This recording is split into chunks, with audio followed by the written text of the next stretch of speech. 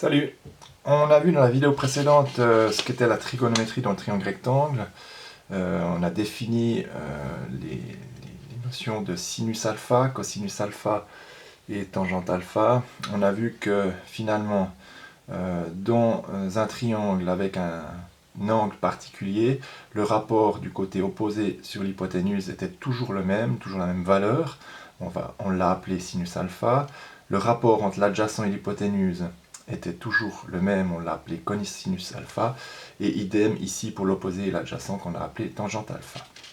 Donc maintenant, je vais te montrer comment les utiliser concrètement. Alors, si je prends un premier cas qui est ici un triangle avec un angle, ici un triangle rectangle avec un angle de 40 degrés. Donc, triangle rectangle, ça veut dire que ça c'est l'hypoténuse, ça c'est l'adjacent, et ça c'est l'opposé. Voilà. Donc maintenant, si on doit connaître une valeur d'un des trois côtés pour pouvoir calculer les deux autres. Donc si par exemple je connais l'hypoténuse. Si l'hypoténuse, elle vaut 3. Alors, comment est-ce que je vais m'y prendre? Première chose à savoir, c'est que je dois connaître la valeur du rapport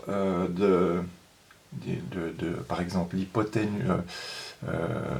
l'opposé sur l'hypoténuse, qui serait le sinus alpha. Et puis pour ça, alors comme je te l'avais montré, soit on utilise une table numérique comme celle-ci, et on va aller lire la valeur du sinus, donc ce rapport opposé sur l'hypoténuse, dans le cas d'un angle de 30 degrés, ou alors on utilise la machine à calculer. Maintenant c'est très pratique, on a ça depuis bien longtemps. Tous les rapports sont notés dessus. Alors là, on y voit quelque chose. Donc je tape 40 degrés, et puis je tape simplement sur sinus, et j'obtiens 0,64 et environ 0,64. Donc ça veut dire que le sinus de l'angle de 40 degrés est de 0,64. Autrement dit, si je divise le côté opposé par l'hypoténuse, j'obtiendrai ces 0,64 dont je viens de parler. Donc ça va me permettre de calculer, si je connais l'hypoténuse, donc si je connais sinus de 40 degrés, ça va être égal, comme on le voit dans la formule ici, à l'opposé sur l'hypoténuse. Et puis comme l'hypoténuse je connais, ça vaut 3, j'ai qu'à faire hypoténuse fois la valeur du sinus de 40 degrés, ce qui est égal au côté opposé. Voilà. Donc de cette formule de base ici, je la modifie pour calculer le côté opposé. Donc là c'est tout simple, hein.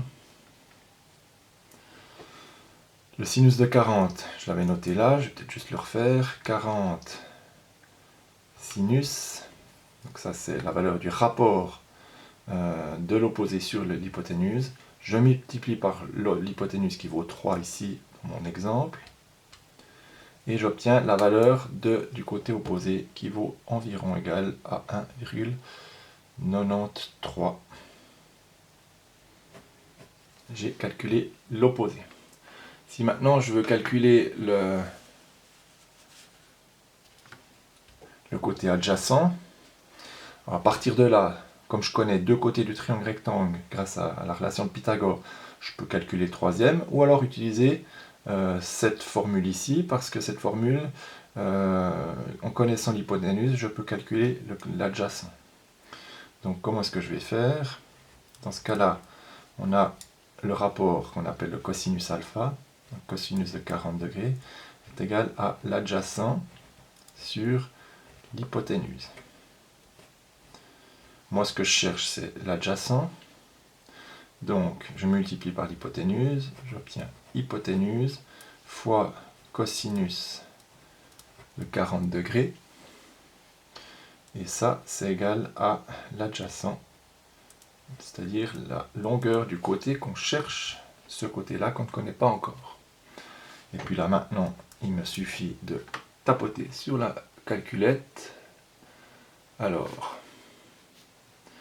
simplement, j'ai 40 degrés, 40, cosinus, donc je presse sur cosinus ici. Elle me sort le rapport entre l'adjacent et l'hypoténuse, qui vaut 0,76, donc environ 0,77 environ, fois l'hypoténuse, j'avais décidé que ça valait 3. Et je connais le côté adjacent, la longueur du côté adjacent qui vaut 2,30 si j'arrondis au centième. Et voilà. Et avec ça, j'ai calculé les deux côtés manquants. Bien. Exemple 2.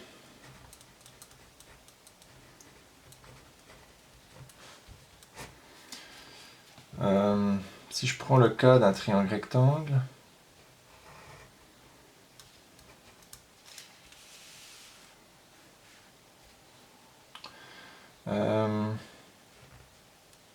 je cherche alpha. Je ne le connais pas. Alors si je connais deux côtés, par exemple, je connais ce côté qui vaut 5 et ce côté qui vaut 4. Donc avec ça, je vais pouvoir calculer l'angle. Alors, qu'est-ce que je sais? Je sais que ça c'est l'adjacent et ça c'est l'hypoténuse. Donc, cos adjip, le cosinus alpha est égal à l'adjacent sur l'hypoténuse. Donc, cosinus alpha est égal à l'adjacent sur l'hypoténuse. Dans mon cas, ça vaut l'adjacent c'est 4, l'hypoténuse c'est 5. Donc j'ai mon rapport. Et moi ce que je cherche c'est le cosinus alpha. Donc je dois faire la fonction inverse pour trouver alpha. Donc alpha est égal à... Alors on appelle ça arc cos de 4 sur 5. Et puis sur la machine à calculer, ils n'ont pas indiqué arc, mais ils ont mis cos moins 1 du rapport qui nous intéresse, qu'on connaît, rapport des longueurs des côtés du triangle. Voilà, donc maintenant, qu'est-ce que je fais? Donc je t'ai dit que sur la machine à calculer, il notait cos moins 1, cos exposant moins 1. Donc qu'est-ce que je dois faire? Je dois faire ça. 4 divisé par 5 secondes pour atteindre la fonction cos moins 1. Je vais peut-être juste refaire. 4 divisé par 5 égale 1 seconde cos moins 1. Et j'obtiens 78,46 degrés. 78,46 degrés. Et ça, c'est l'angle alpha que je cherchais. Voilà. Évidemment que si tu connais d'autres côtés, tu vas utiliser les autres formules trigonométriques, comme celle-ci, une des trois. Et quand tu cherches l'angle et que tu connais le rapport, il te suffit de faire l'inverse. Donc sur la machine à calculer, c'est ces touches-là, mais la fonction inverse de la fonction sinus, cosinus, tangente, c'est-à-dire seconde sinus qui te permet d'utiliser sinus moins 1, donc arc sinus, arc cosinus et arc tangente. Voilà. Alors, à toi de t'exercer maintenant dans différents exercices. Bon courage et à bientôt. Salut!